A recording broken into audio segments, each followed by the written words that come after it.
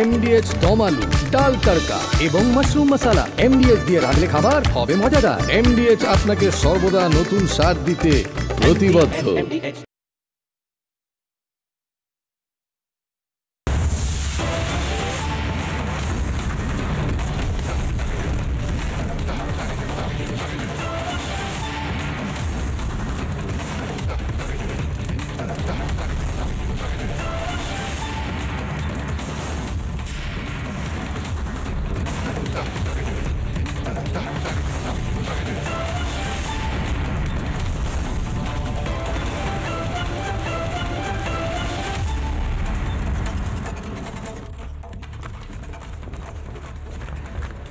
ধরে নিন এই মুহূর্তে আপনি বাংলাদেশের দায়িত্ব পেলেন, আপনি সৎ ব্যক্তি, আপনি কি করবেন? বাংলাদেশের জিডিপির উন্নয়ন, বাংলাদেশের সাধারণ মানুষ যাদের পাতে হয়তো ফেনা ভাত বা সেদ্ধ ভাত বা সামান্য নুন ভাত রয়েছে, তাদেরকে আপনি হয়তো স্বপ্ন দেখাবেন বা হয়তো সত্যিকারের ওই আমাদের দেশে 5 টাকায় যেভাবে পেট ভরে খাবার পাওয়া যায় ঠিক সেরকম খাবার দেওয়ার ব্যবস্থা করবেন, বা হয়তো দেশের অর্থনীতি বৃদ্ধি করবার জন্য বিভিন্ন দেশের হাত ধরবেন, এক্সপোর্ট ইম্পোর্ট ভারতের সাথে আরো ভালো করবেন। এই সমস্ত কিছু নিশ্চয়ই করবেন একটি অত্যন্ত জটিল সময় যদি আপনি বাংলাদেশের দায়িত্ব পান। বাংলাদেশকে এই মুহূর্তে বিক্রি করে দেওয়ার একটা প্ল্যান করেছিল মোহাম্মদ ইউনূস। মোহাম্মদ ইউনূস ভেবেছিল যে মোহাম্মদ ইউনূসের সুদের ব্যবসা, অনেকেই হয়তো জানেন, মোহাম্মদ ইউনূস ভেবেছিল যে সুদের ব্যবসা করতে করতে একটা গোটা দেশকে যদি বিক্রি করে দেওয়া যায়। বাংলাদেশকে বিক্রি করতে যাচ্ছিল মোহাম্মদ ইউনূস। মোহাম্মদ ইউনূসকেই মোটামুটি এবার নিলামে তুলতে যাচ্ছে বাংলাদেশের মানুষ। আমার কাছে যা খবর আছে এই মুহূর্তে মোহাম্মদ ইউনূস এই নাটকগুলো যেগুলো চালাচ্ছেন, বা এই চলে যাব না, চলে যাচ্ছি, চলে গেলাম, এই জিনিসগুলো যেগুলো চলছিল, তারপর এই মুহূর্তে যে পরিণতিটা হচ্ছে মোহাম্মদ ইউনূসের, সেই পরিণতিটার কারণ, পরিণতিটার একেবারে সম্পূর্ণ রেসপন্সিবিলিটি মোহাম্মদ ইউনূসের নিজের। তার কারণ মোহাম্মদ ইউনূস, মানে আমি জানি না বাংলাদেশের ইতিহাসে এরকম কোনো রাষ্ট্রনেতা এসেছেন কিনা যার শয়নে স্বপনে নয়নে জাগরণে একটাই এজেন্ডা, একটাই ইস্যু ছিল, বাংলাদেশকে বিক্রি করে দাও। চট্টগ্রাম বন্দর, সেই চট্টগ্রাম বন্দরটা বিদেশিদের হাতে তুলে দাও। সেন্ট মার্টিনস আইল্যান্ড, অর্থাৎ সেন্ট মার্টিনস যে দ্বীপ, সেই দ্বীপটা আমরা প্রথম থেকে, রিপাবলিক বাংলা প্রথম থেকে বলেছিল। আমি বলছি না রিপাবলিক বাংলা যা যা কথা বলেছিল সেই সমস্ত কথা মিলছে।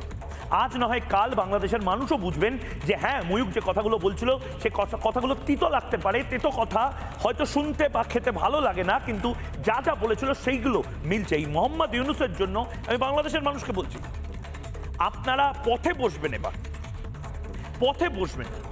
ময়ূক যে কথাটা বলেছিল থাকবে না, বাংলাদেশ থাকবে না, আমি আবারও বলছি থাকবে না, মোহাম্মদ ইউনূস থাকবে না, এবং মোহাম্মদ ইউনূস যদি থাকে বাংলাদেশ থাকবে না। কারণ বাংলাদেশকে 4-5 ভাগে বিভক্ত করে একটা নতুন ইকুয়েশন তৈরি করার চেষ্টা করছে মোহাম্মদ ইউনূস, এবং তার পেছনে যারা ওর আকা রয়েছে, অর্থাৎ যারা ওর মালিক রয়েছে।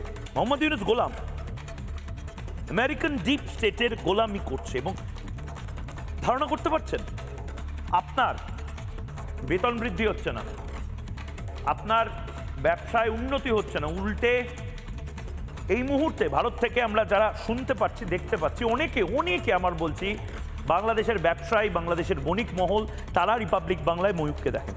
তারা যেভাবে অনুযোগ করছেন যে দাদা একেবারে পথে বসে যাচ্ছে, আগে 100 টাকা 200 টাকার ব্যবসা করতাম, এখন সেটা 50 টাকায় আমার লাভটা নেমে আসছে, শুধুমাত্র এই মোহাম্মদ ইউনূসের জন্য।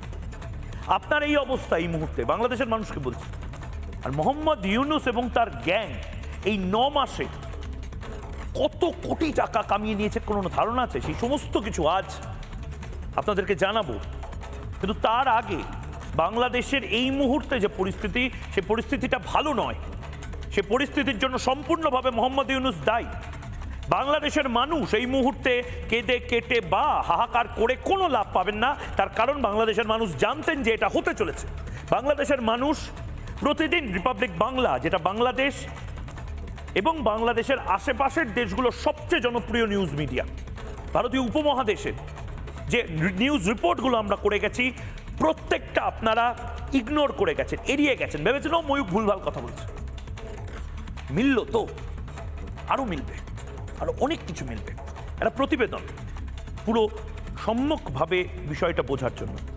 110 সেকেন্ড নেব আপনার থেকে, তারপর ফিরে একটা বড় ব্রেকিং নিউজ।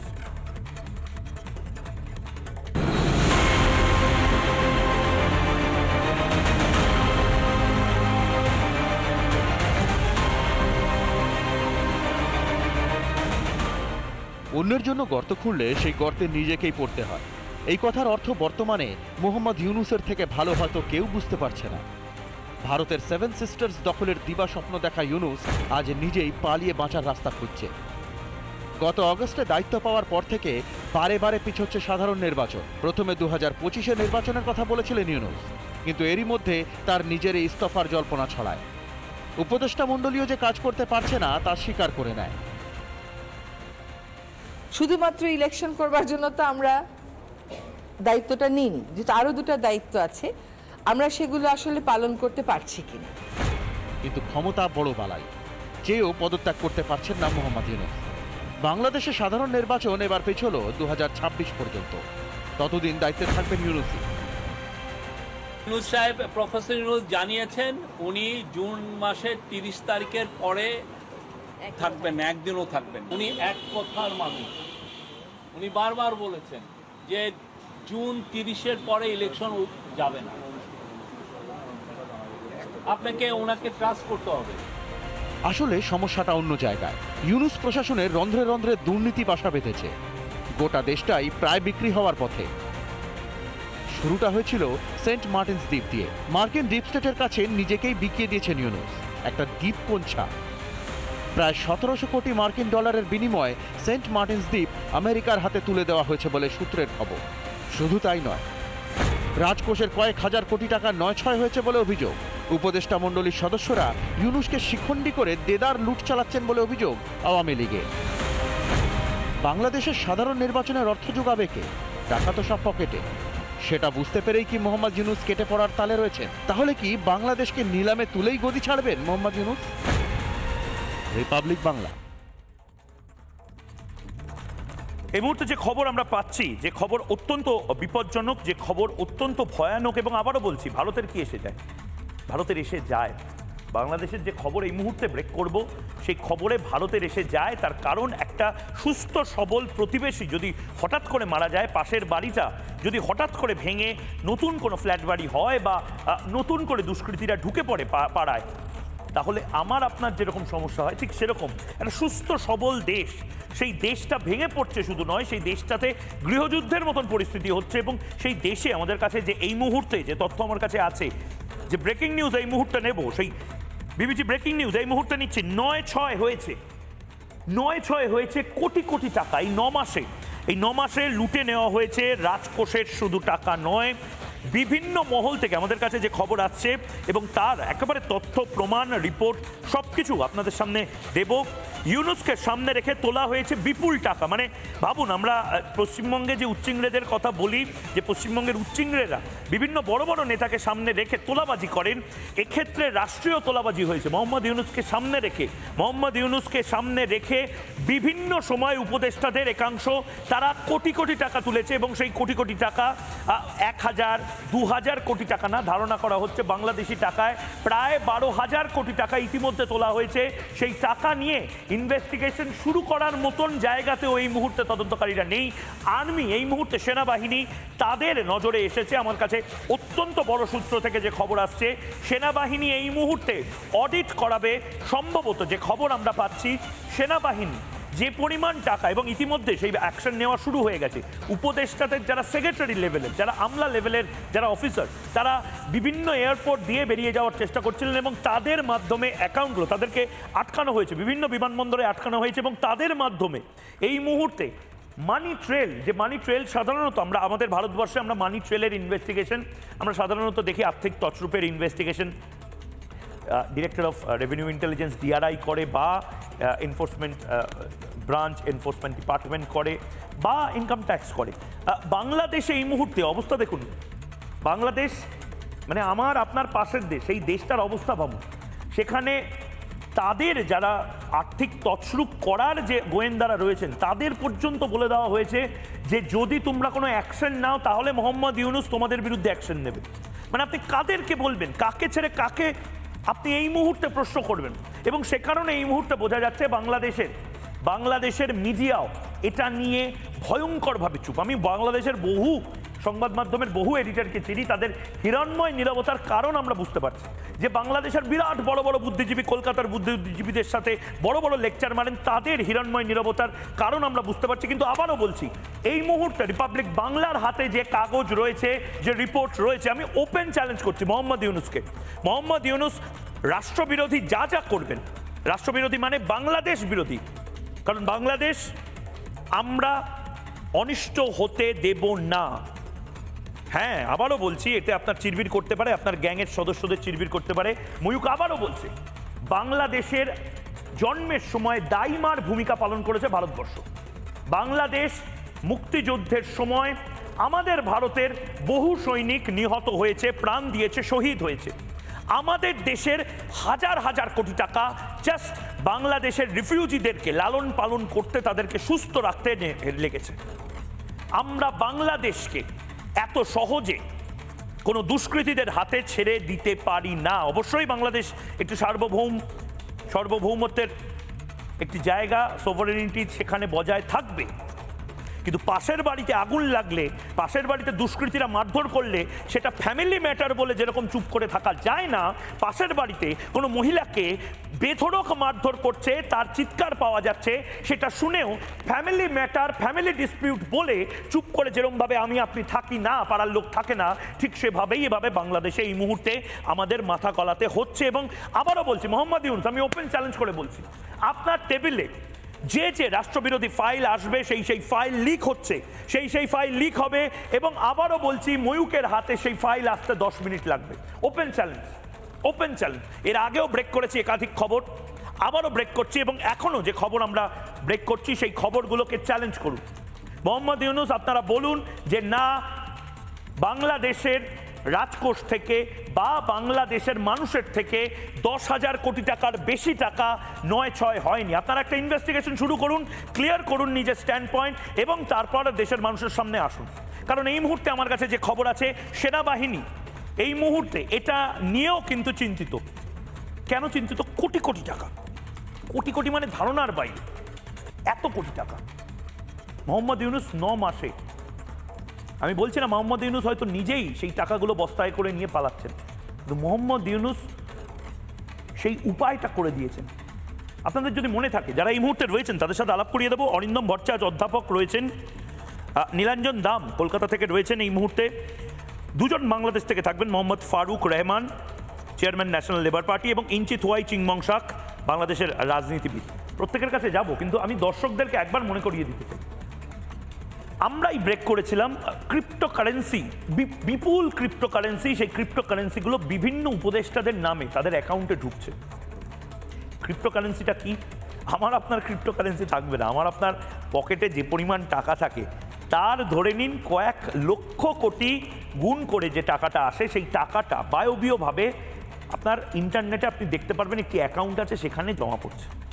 মানে কোনো উদার ব্যক্তি, আমার আপনার ভাগ্যে কেন এরকম উদার ব্যক্তিরা আসেন না জানি না। পাকিস্তানের ভাগ্যে যদি এরকম উদার ব্যক্তিরা আসতো, পাকিস্তানের ভবিষ্যৎ উন্নত হতো, কিন্তু পাকিস্তানের ভাগ্যে অজ্ঞাত পরিচয় ব্যক্তিরা এসে দুমদাম করে মেরে দিয়ে চলে যায় লস্কর বা এই আল কায়দার জঙ্গিদের।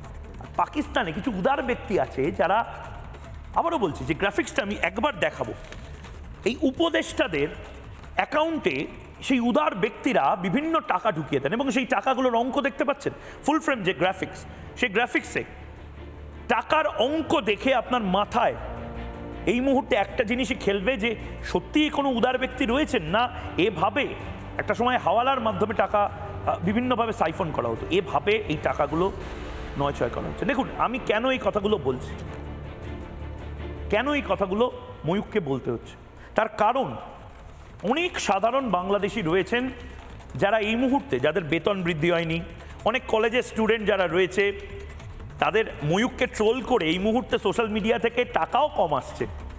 আমি সেই সমস্ত ছেলেমেয়েগুলোকে বলছি যারা আমাকে ট্রোল করে, যারা মিম বানায়, যারা কন্টেন্ট ক্রিয়েট করে, তাদের উচিত বাংলাদেশের ভবিষ্যৎ নির্ধারণ করার জন্য এই খবরগুলো বেশি করে করা, কারণ এটা তোমরা ডিজার্ভ করো না। বাংলাদেশের সেই সমস্ত ভাইদের বলছি, যারা কন্টেন্ট বানাচ্ছ, যারা পরিশ্রম করছো, আরে মিম করার জন্য, ট্রোল করার জন্যও তো পরিশ্রম করতে হয়, তার জন্য কন্টেন্ট ক্রিয়েট করতে হয়, তার জন্য গ্রাফিক্যালি বিভিন্ন কিছু করতে হয়। এত পরিশ্রম করে যে টাকাটা তোমরা পাচ্ছ, আর তোমাদেরই বয়সের কিছু নাবালক বা কিছু কম বয়সী উচ্চিংড়ে তারা উপদেষ্টা হয়ে বসে কোটি কোটি টাকা কামাচ্ছে, কোটি কোটি টাকা। আমি নাম করতে চাই না, কিন্তু আপনারাই বলুন, ভারত এবং বাংলাদেশের যারা এই মুহূর্তে রয়েছেন, যাদের সাইকেল কেনার টাকা ছিল না, যার বাড়িতে মানে 50 বছরে বোধহয় একটা সাইকেল এলে তারা 5 বার ভগবানকে বলতেন যে কি ভালো সময় আমাদের আসছে এই পরিবারে, তারা এখন বড় বড় ওই ব্র্যান্ডের নাম বলছি না, কিন্তু ওই বিশাল বড় বড় লিমুজিন সাইজের গাড়িতে ঘুরে বেড়াচ্ছেন। কোথা থেকে আসছে এই টাকাগুলো? 20টা 25টা করে গাড়ির কনভয়, এবং প্রত্যেকটা দামি দামি গাড়ি, সে গাড়ি করে ঘুরে বেড়াচ্ছেন। প্রশ্ন করছেন না আপনারা? এখন অবধি আপনারা এই সরকারের মাথা বলে এই শকুনদেরকে বসিয়ে রেখে দিয়েছেন। আমি জানি না কেন। যারা এই মুহূর্তে রয়েছেন, অরিন্দম ভট্টাচার্য, আমি একদম শুরুতে আপনার কাছে যাব। অরিন্দম বাবু, যেটা হচ্ছে দেখুন, অনেকেই আমাকে এর আগেও বলেছে, এখনো বলবে, যে বাংলাদেশ নিয়ে এত মাথা ঘামাচ্ছে কেন ভারত? ভারতে কি খবর নেই? ভারতে কি প্রাইম টাইমে ডিবেটের সাবজেক্ট নেই? সব আছে আমাদের কাছে। কিন্তু আমরা জানি, পশ্চিমবঙ্গের মানুষ বিশেষ করে, বাংলাদেশের ফল অফ বাংলাদেশ, বা বাংলাদেশে যদি দুষ্কৃতি বা জঙ্গিদের, জেহাদিদের আন্ডারে বাংলাদেশ চলে যায়, আমাদের ওই 150 কিলোমিটার কাঁটাতারবিহীন বর্ডার এবং গোটা 10টা জেলার যে বর্ডার বাংলাদেশের সাথে, সেইটা ভালো থাকবে না। এবং চুরি হচ্ছে, তার কাগজ আমাদের হাতে সামনে আসছে, আমরা কিছু বলবো না। এই মোহাম্মদ ইউনূস তো গোটা বাংলাদেশকে বিক্রি করার জন্য বসে আছে। ময়ূক, এখানে একটা কথাই বলা দরকার, যে একজন এসছেন পরিষ্কার দালালি নিয়ে, আমেরিকার ডিপ স্টেটের দালালি নিয়ে, করিডোর বেচে দেবেন, বন্দর বেচে দেবেন, সোনালী ব্যাংক বেচে দেবেন, রূপালী ব্যাংক বেচে দেবেন, এবং এই করে যাচ্ছেন উনি। সঙ্গে 9 জন চ্যাংড়া চেংড়ি উপদেষ্টা নিয়ে, উপদেষ্টা হয়ে উনি কোনো দেশের প্রধান নন। আমি 4টে ইনফরমেশন দেবো কি পরিমাণে চুরি হচ্ছে তোমাকে জানানোর জন্য। আমাদের দেশে যেমন সিবিআই, ওদের হচ্ছে সিআইডি, ক্রিমিনাল ইনভেস্টিগেশন ডিপার্টমেন্ট, গত 6 মাস ধরে কোনো রেড হয় না। আমাদের যেমন ইডি, এনফোর্সমেন্ট ডিপার্টমেন্ট, খাটের তলা থেকে 52 কোটি টাকা থেকে বিভিন্ন লোকের জায়গায় গিয়ে সুপ্রিম কোর্টের বিচারপতিদের থেকে পর্যন্ত টাকা উদ্ধার করে নিয়ে আসে। বাংলাদেশের সেটার নাম হচ্ছে Bangladesh security exchange commission, BSEC. তাদের ওয়েবসাইটে যান, 10ই জানুয়ারি বলেছে আসার পরে 10 মাসে যে টাস্ক ফোর্স কমিশন হবে, আজ অবধি 6 মাসে তৈরি হয়নি। সোনালী ব্যাংক, রূপালী ব্যাংকের অডিট রিপোর্ট দেখুন, 10,000 থেকে 15,000 কোটি টাকার কোনো হিসেব নেই। চট্টগ্রাম বন্দর, সিলেট এয়ারপোর্ট, বাংলাদেশের সেনাবাহিনীর গোপন ইনফরমেশন, সমস্ত কিছু এই উপদেষ্টাদের মাধ্যমে এবং জঙ্গি গ্রামীণ চোর ইউনূসের মাধ্যমে আমেরিকা, ইউরোপ, বিভিন্ন দেশের মধ্যে যাচ্ছে।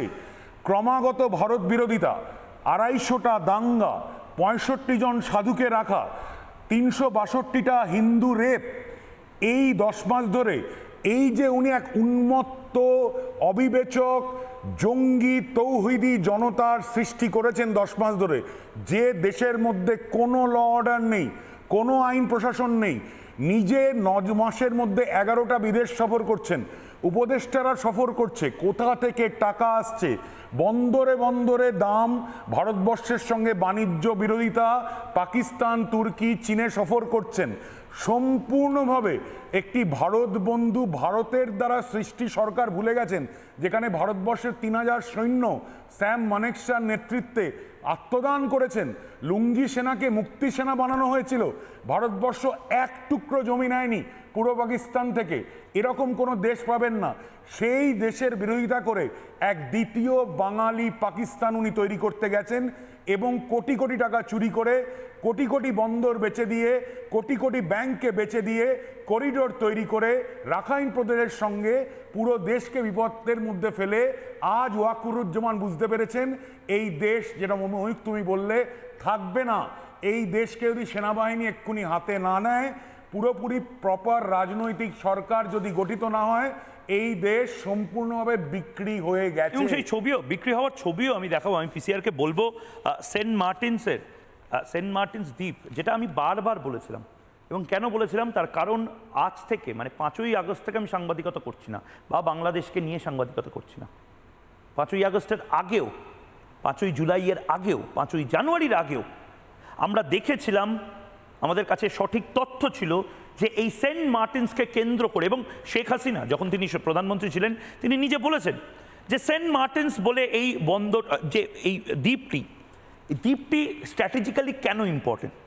দেখুন, মার্কিন যুক্তরাষ্ট্র আমাদের বন্ধু, কিন্তু মার্কিন যুক্তরাষ্ট্রের তো মূল ব্যবসার অন্যতম হলো অস্ত্র ব্যবসা, আর্মস লবি। সেই আর্মস লবি সারা পৃথিবীতে নিজেদের বেস তৈরি করে রাখতে চায় এবং ইউএস আর্মি নিজেদের বেস তৈরি করে রাখতে চায়। ভারতকে কোনোভাবেই, যেভাবে অন্যান্য দেশকে ইউনাইটেড স্টেটস একেবারে নিয়ন্ত্রণ করার চেষ্টা করছে, ভারতকে কোনোদিন এবং আজও করতে পারছে না, কারণ ভারত নিজে সুপার পাওয়ার হিসেবে তৈরি হচ্ছে। বাংলাদেশের মতন দেশকেও নিয়ন্ত্রণ পুরোপুরি করা যাচ্ছিল না, কিন্তু আমেরিকার দরকার সেন্ট মার্টিনসের মতন একটা ছোট্ট জায়গা যেটাকে ওরা নেভাল বেস বা এয়ারফোর্সের বেস তৈরি করবে, এবং সেটার জন্য জান প্রাণ লাগিয়ে দিয়েছিল ইউনাইটেড স্টেটস বা মার্কিন যুক্তরাষ্ট্রের ডিপ স্টেট। কি এই ডিপ স্টেট আপনাদের আগে আমরা 1 বছর ধরে দেখিয়েছি, এবং এই জায়গাটাতে যদি নির্দিষ্টভাবে খুব প্রভাবশালী কিছু মানুষের দখলে এই জায়গাটা চলে যায়, সাধারণ বাংলাদেশিরা যদি এই জায়গাতে আর ঢুকতে না পারে, তাহলে কি কি হতে পারে। 7 সিস্টার্স কাছে, 7 সিস্টার্সের ড্রাগের টাকা ঢুকতে পারে, অস্ত্র ঢুকতে পারে, বিভিন্ন ধরনের চোরাগোপ্তা জিনিসপত্রের স্মাগলিং হতে পারে, প্লাস প্রয়োজনে আমেরিকা গোটা এই বঙ্গোপসাগর এবং তার পাশাপাশি ভারত মহাসাগরের আধিপত্যবাদ বিস্তার করতে পারে। বে অফ বেঙ্গল বা বঙ্গোপসাগরে ভারত যেভাবে নিজের স্ট্র্যাটেজিক পজিশনগুলো তৈরি করে রেখেছে, ধারে কাছে অন্য কোনো দেশ ছিল না এবং নেইও। কিন্তু মোহাম্মদ ইউনুসকে কন্ট্রাক্ট দেওয়া হলো যে সেন্ট মার্টিনসটাকে বাংলাদেশিদের থেকে আমেরিকার হাতে বেচে দাও, এবং সেটা হচ্ছে। যদি সেন্ট মার্টিনস মোহাম্মদ ইউনুস বেচে দিতে পারে, তাহলে আমাদের চট্টগ্রাম দেওয়ার জন্য কত টাকা মোহাম্মদ ইউনুস নেবে। খোলা বাজারে, খোলা হাটে, ইঞ্চি থোয়াই চিংমং শাক খোলা হাটে বাংলাদেশকে বিক্রি করার একটা প্ল্যান প্রোগ্রাম নিয়েছিল এই মোহাম্মদ ইউনুস। ইঞ্চি থোয়াই চিংমং শাক, তুমি তো চট্টগ্রামের, চট্টগ্রাম একসময় ভারতের ছিল জানো তো, মানে তুমিও ভারতীয়ই হতে। আমি জানি না তুমি এখন চীন আর পাকিস্তানের মিক্সড একটা দালালি করছো। কত টাকা নেবে? আমাকে যেভাবে করে আমাকে আপনি জোরে চেষ্টা করছেন, যেভাবে আপনি আমাকে পাকিস্তানি বানানোর চেষ্টা করছেন, কিন্তু আমাদের এই পার্বত্য চট্টগ্রামের প্রত্যেকটা নাগরিক, আমরা ভারতীয় হতে চাই না, আমরা পাকিস্তানি হতে চাই না, আমরা বাংলাদেশের নাগরিক হিসেবে আমরা বাঁচতে চাই। কিন্তু আপনারা দেখেন দীর্ঘদিন ধরে টাকা কত নেবে সেন্ট মার্টিনস, কত টাকা ইউনুস বিক্রি করছে? ওই যে কুকি চিনকে দিয়ে আপনারা ইঞ্চি থোয়াই চিংমং শাক টাকাটা কত নেবে আমি বুঝতে পেরেছি। পয়সা কিতনা লোগে? আপনারা কেন আমাদের এই পার্বত্য চট্টগ্রামকে অস্থিতিশীল? না, কারণ তোমরা নির্লজ্জ, তোমরা সেন্ট মার্টিনস বিক্রি করে দিতে চাইছো। তোমরা চট্টগ্রাম বিক্রি করছো বিদেশিদের হাতে, তোমরা সেন্ট মার্টিনস আমেরিকানদেরকে বিক্রি করছো। নাফ উপত্যকা আরাকান সেনা নিয়ে নিয়েছে, তা ভারতকেও বলো না রেটটা। আরে রেটটা তো বলো। তাহলে কিন্তু আমাদের এই বাংলাদেশকে নিয়ে, আমাদের এই পার্বত্য চট্টগ্রামকে ভালো থাকবে, আপনাদের যা যা প্রজেক্ট ভালো থাকবে। আমি বলছি রেটটা কত, রেটটা কত, কত টাকায় চট্টগ্রাম বিক্রি হবে? ভারতের নাগরিক আমাদের পার্বত্য চট্টগ্রামে যে সন্তুষ্ট। তাহলে এই লেকচারগুলো মোহাম্মদ ইউনুসকে দাও। তুমি মোহাম্মদ ইউনুসের পক্ষে না বিপক্ষে? এখন মোহাম্মদ ইউনুসের পক্ষে না বিপক্ষে? ইঞ্চি থোয়াই চিংমং শাক, তুমি মোহাম্মদ ইউনুসের পক্ষে না বিপক্ষে, এইটুকু জানতে চাইছি। অবশ্যই আমি মোহাম্মদ ইউনুসের পক্ষে, বাংলাদেশের সেনাবাহিনীর পক্ষে এবং বাংলাদেশের পক্ষে। মোহাম্মদ ইউনুস বাংলাদেশটাকে বিক্রি করে দিতে চাইছে, তা আমি তো ভাই রেটটা জিজ্ঞেস করছি। হাটে তুমি কোনোদিন হাটে যাওনি না? আচ্ছা, গড়িয়া হাটে এসছো তো? কলকাতায় এলে হাটে দেখবে দরদাম হয় 10 টাকা 10 টাকা 10 টাকা 10 টাকা। তা আমি জিজ্ঞেস করছি সেন্ট মার্টিনস কত টাকায় বিক্রি করলে? আপনারা হাতে যায় কি যায় না, ওটা আপনারা বাংলাদেশে আসেন তারপর দেখতে পাবেন না। কেন শপিং মলে যাও? এই ধরনের প্রপাগান্ডা দাদা ছড়ায়। ভারতের তৈরি করা শপিং মলে যাও, হাটে যেতে লজ্জা লাগে? হ্যাঁ, ভালো দেশ বানিয়েছো, হাটের নাম শুনলে লজ্জা লাগে, আর গোটা দেশটাকে হাটে বাজারে বিক্রি করে দিচ্ছ। কিভাবে সুসম্পর্ক রাখা যায়? আমার কথাটার উত্তর দাও। ইঞ্চি থোয়াই চিংমং শাক, দেখো এতটা তোমার এত বড় নাম আমি উচ্চারণ করতে পারছি, তুমি উচ্চারণ করতে পারছো না? কত টাকায় বাংলাদেশকে বিক্রি করবে? মোহাম্মদ ইউনূসকে গিয়ে জিজ্ঞেস করো, মোহাম্মদ ইউনূসকে গিয়ে জিজ্ঞেস করো যে কত টাকায়, ময়ূক জিজ্ঞেস করছে কত টাকায় চট্টগ্রাম কি বেচতে দেবেন। লোন পলিসি মেনটেন করে আপনারা পাকিস্তানকে ভাগ করতে পেরেছেন, কিন্তু আমাদের বর্তমানে যে আমাদের ছাত্র জনতা বিভিন্ন রাজনৈতিক সংগঠনের মাঝে এ ধরনের যদি আপনারা মনে করেন যে আমাদেরকে ভাগ করে রাখবেন এবং আপনারা আবার ওই যে ভারতীয় শাসন কায়েম করবেন, তাহলে প্রচন্ড দুঃখ। তুমি এসো, তুমি এসো বাবা, তোমাকে ভারতে যুক্ত করছি, এসো এসো, খুব দুঃখ তোমার। বরঞ্চ ভারতের কলকাতা, দাদা আপনাদের কলকাতা কিন্তু আমাদের বাংলাদেশের অংশ হিসেবে আমরা অখণ্ড বাংলা আমরা বানাবো। এই অখণ্ড বাংলা হিসেবে আমরা কলকাতা পশ্চিমবঙ্গ সব কটাকে আমরা নিচ্ছি, আমাদের সাথে আসে, আমাদের পতাকা উত্তোলন করেন, আপনাদের অর্থনৈতিকভাবে। আমি পিসিআর কে বকা দেবো, পিসিআর বাংলাদেশের গেস্টদেরকে গ্যাসের ওষুধ না খাইয়ে প্রতিদিন আমার শোতে বসায়। আমি পিসিআর এবং গেস্ট টিমকে বলবো এই গ্যাসের ওষুধ ছাড়া এই বাংলাদেশিগুলো বসে কেন? আবার মাথায় উঠে গেছে গ্যাস। ঠিক আছে, জল খাও ভালো করে, জল খাও। এখন তো মেডিকেল ভিসা দেওয়া বন্ধ হয়েছে, জল খাও। কলকাতায় যখন ভিসা নিয়ে আসতে পারবে ভালো জায়গায় দেখিয়ে দেবো, ট্রিটমেন্ট করাবো। এখন জল খাও। আমি ফারুক সাহেবের কাছে যাব। হ্যাঁ বুঝতে পেরেছি, ইঞ্চি চোয়াই চিংমং শাক। মোহাম্মদ ইউনূসকে ফোন করে জিজ্ঞেস করো। চুপ করো, চুপ চুপ চুপ। Faruk Rahman, Mohammad Faruk Rahman, chairman national labour party. Faruk সাহেব, আমি আপনার সাথে মানে এভাবে কথা বলতে চাই না, আমি খুব নমনীয়ভাবে জিজ্ঞেস করছি যে বাংলাদেশ যেভাবে হাটে বাজারে বিক্রি হচ্ছে সাহেব, তো চট্টগ্রামের রেটটা কত বা রংপুরের রেটটা কত সেটা ভারতীয়দেরও তো জানার অধিকার আছে। আমেরিকার কাছে মোহাম্মদ ইউনূস যদি বিক্রি করে দেয় দেশটাকে, তো আমাদের জানার অধিকার নেই সাহেব? এই দেশটা তো আমাদেরও মানে খুব কাছের একটি দেশ। দেখুন মহিউদ্দিন, আপনাকে ধন্যবাদ আমাকে সংযুক্ত করার জন্য এবং বিজ্ঞ প্যানেল যারা শুনছেন এবং পরবর্তীতে যারা শুনবেন। আমি সবচাইতে প্রথমে একটা আপত্তিজনক কথা, আমাদের দেশের নাগরিক একজন শান্তিতে নোবেল লরিয়েট পাওয়ার যে ব্যক্তি, সে এই মুহূর্তে অন্তর্বর্তীকালীন সরকারের প্রধান, তাকে চোর বলা হচ্ছে। আমি এর জন্য নিন্দা জানাই। চোর বলিনি, চোর বলিনি। আপনার দেশের লোকেরাই ওকে ডাকাত বলছে, সুদখোর বলছে। আমি কেন চোর বলতে যাবো? আমাদের দেশে বড় বড় চোর আছে। আমি বাংলাদেশের এত সম্মানীয় একজন ডাকাতকে চোর বলে কেন তাকে ডিভ্যালু করবো? সে ডাকাত, সে সুদখোর। বাংলাদেশের জনগণ দেশপ্রেমিক, দেশের জন্য জীবন দিতে পারে। হ্যাঁ পারে তো, 100% পারে। আমি তো বলছি বাংলাদেশের জনগণ দেশের জন্য জীবন শুধু নয়, দেশকে বুক দিয়ে আগলেও রাখতে পারে। সেই বন্ধুত্বের যে আচরণ, সেই বন্ধুত্বের আচরণ থেকেও আমরা সরে আসবো না। আমাকে একটা কথা বলুন, আপনারা সব জায়গা থেকে সরে আসতে পারেন, আপনারা এমনিতেই পাকিস্তানের দিকে সরে গেছেন। আমাকে একটা কথা বলুন, মোহাম্মদ ইউনূস চট্টগ্রাম এবং সেন্ট মার্টিনসটা কত টাকায় বিক্রি করছে বিদেশিদের? কত টাকায় বিদেশিদেরকে বিক্রি করছে? টাকা টাকা টাকা টাকা বাংলাদেশ থেকে নিয়ে গেছেন। সেই অর্থতে আজকে আমি মনে করি এই রিপাবলিক টেলিভিশন চলছে। ফারুক রহমান সাহেব, আমার কোনো বাংলাদেশির প্রতি কোনো বিদ্বেষ নেই। আমার একমাত্র বক্তব্য, মোহাম্মদ ইউনূস বাংলাদেশকে কেন ঘটি বাটি সমেত বিক্রি করে দিতে চাইছে? শহীদের রক্তের বিনিময়ে আমরা অবশ্যই শহীদের রক্ত রয়েছে, মুক্তিযোদ্ধাদের রক্ত রয়েছে, যে মুক্তিযোদ্ধাদেরকে আপনারা বের করে দিচ্ছেন, যে মুক্তিযোদ্ধাদের মূর্তি পর্যন্ত আপনারা রাখতে দিচ্ছেন না। আমাকে একটা কথা বলুন ফারুক সাহেব, আপনারা বাংলাদেশের টয়লেটের কমোড পর্যন্ত আপনারা খুলে নিয়ে গেছে, তখন 9 নম্বর সেক্টরের মেজর জলিল সে আপনাদেরকে বাধা দিয়েছিল, কিন্তু আপনারা বাংলাদেশ। ফারুক সাহেব, আপনি কি শুনতে পাচ্ছেন আমাকে? ক্যান্টনমেন্টে ছিল সমস্ত সম্পদ। ফারুক সাহেব, আপনি কি আমাকে শুনতে পাচ্ছেন? এইটা হচ্ছে ভারতের চরিত্র, কখনো প্রতিবেশী সুলভ আচরণ করেন না। আরে শুনে তো নিন, আমাদের প্রতিবেশী। আরে শোনার জন্য কোনো টাকা দিতে হবে না, শুনে তো নিন, আমার কথাটা শুনুন। আমি নিরীহ বাচ্চা ছেলে হিসাবে একটাই শুধু প্রশ্ন করছি, মোহাম্মদ ইউনূস কত টাকায় সেন্ট মার্টিনসটা বিক্রি করছে? রেটটা কত?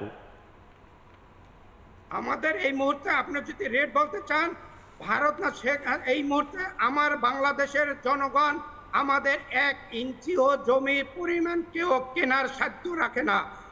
আরাকান আর্মি কি করেছে? টেকনাফ এলাকায় আরাকান আর্মি তো আপনাদের 1 ইঞ্চির কথা বলছেন।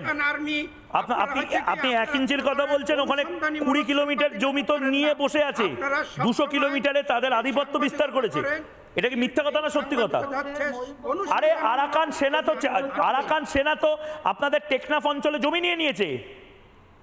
এটা ভুল। এটা হচ্ছে আপনারা ভারতের কালাধান প্রজেক্ট আপনার যেহেতু বাংলাদেশের আচ্ছা কে কথা বলবে? যে কোনো একজন কথা বলবে, যে কোনো একজন। বিশ্বে আপনারা অনুসন্ধানীমূলক সাংবাদিকতা আচ্ছা দুজনেই কথা বলছে, আমি দুজনকেই বার্তা দিচ্ছি, নীলাঞ্জন দার কাছেও যাব। আমি একবার দর্শকদেরকে একটা গ্রাফিক্স দেখাতে চাই ফুল ফ্রেমে, কেন সেন্ট মার্টিনস বিক্রি করতে চান মোহাম্মদ ইউনুস।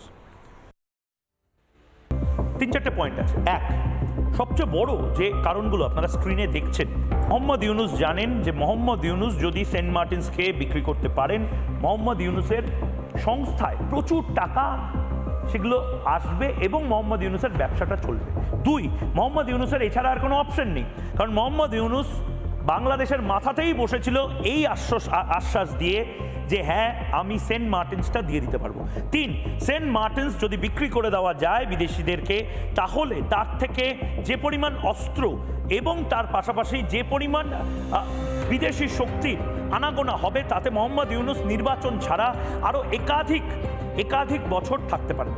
এবং তার পাশাপাশি মোহাম্মদ ইউনুস ক্রমে আওয়ামী লীগকে বন্ধ করিয়েছেন, বিএনপিকেও বন্ধ করতে চান, জামাতকেও সাইড করতে চান এবং সমস্ত রাজনৈতিক দলকে বসিয়ে দিয়ে কিছু পুতুল রাজনৈতিক দলকে রেখে নিজে আরও 50 বছর থেকে যেতে চান, আমৃত্যু হয়তো থেকে যেতে চান মোহাম্মদ ইউনুস। সেন্ট মার্টিনসটা শুধুমাত্র ওই নীলাঞ্জন দাম বলে না টোকেন রিওয়ার্ড, সেরকম একটা নজরানার মতন হয়তো নীলাঞ্জন দাম সেন্ট মার্টিনসটা মোহাম্মদ ইউনুস এখন বিক্রি করে দেখাতে চাইছেন যে দেখো আমি কিন্তু বড় ব্যবসাদার, আমি দেশের বিভিন্ন পার্ট ভেঙে ভেঙে বিক্রি করব। তা এটাই যদি পলিসি হয় তাহলে ভারত কেন নিজের যে জায়গাগুলো প্রয়োজন, রংপুরের কত দাম, চট্টগ্রামের কত দাম, এটা জানবে না নীলাঞ্জন দাম? হ্যাঁ অ্যাবসলিউটলি ময়ূক, দেখো যে আমরা যেটা নিয়ে কথা বলছিলাম যে ওয়াই আমরা এত বাংলাদেশ নিয়ে ইন্টারেস্টেড, কারণ যখন প্রতিবেশীর বাড়িতে আগুন লাগে সে আগুনের তাপটা কিন্তু নিজের বাড়িতেও সেই আগুনের তাপটা কিন্তু অনুভূত হয়।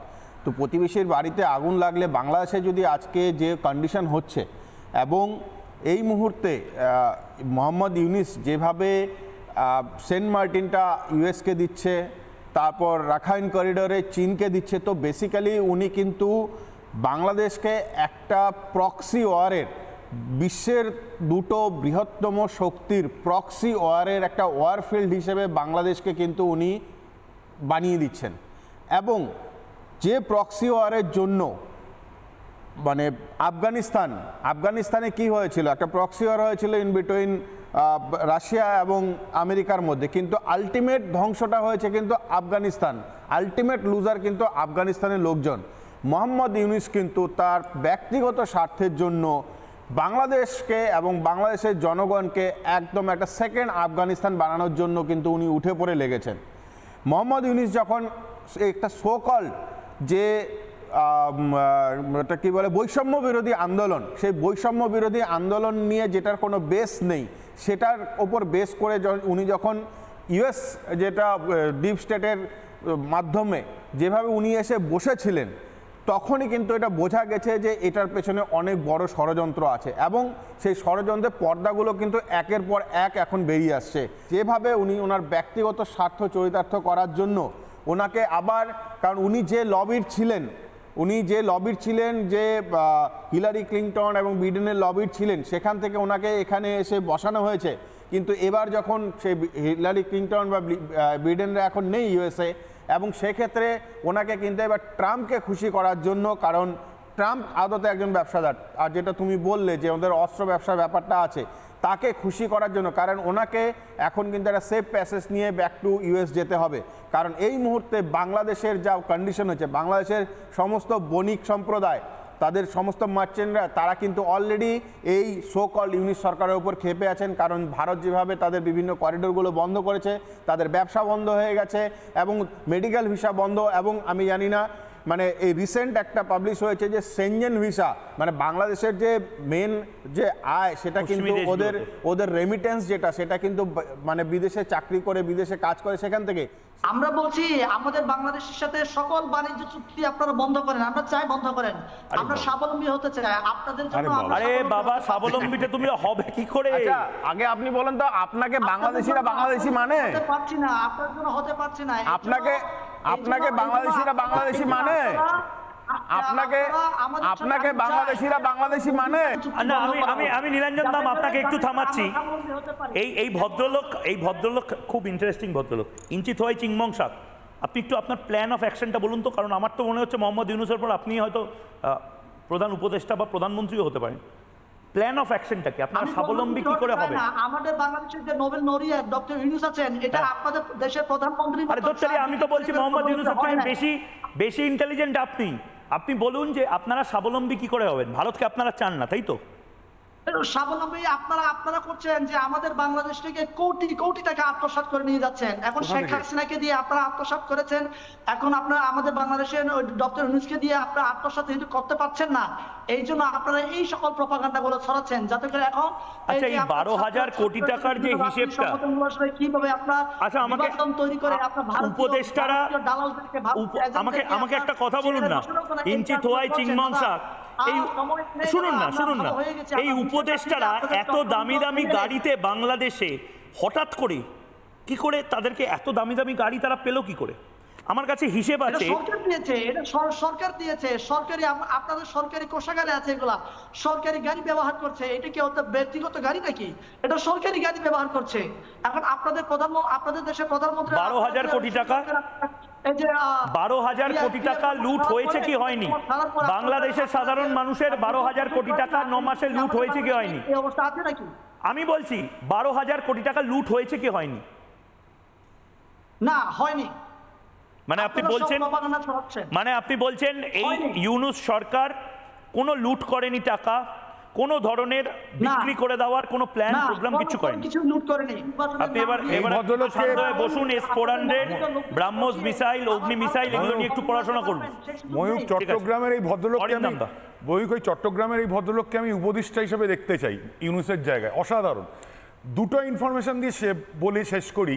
দালালিটা কোন পর্যায়ে হতে পারে শুধু 3টে ডেট দেখলেই বুঝতে পারবে। 5ই আগস্ট 2024 অগাস্ট বিপ্লব হলো, জামাতি বিপ্লব, বাংলাদেশ 4র্থবার স্বাধীনতা পেল, এবার বোধহয় 5মবার পাবে, এবং পুরো জিনিসটা কন্ট্রোল হলো ক্লিন্টন, বাইডেন, মেহফুজ আলম থেকে ইউনূস অবধি। কি শর্ত দিলেন ইউনূস? আমি উপদেষ্টার দায়িত্ব নেব, আমি ওইখানে উপদেষ্টার পদ নেব 8ই আগস্ট, তার আগে আমাকে একটা জিনিস করে দিতে হবে। রয়টার্সের রিপোর্ট, বিবিসির রিপোর্ট একটু খুলে আমাদের এই ফারুক ভাইকেও দেখে নিতে বলছি।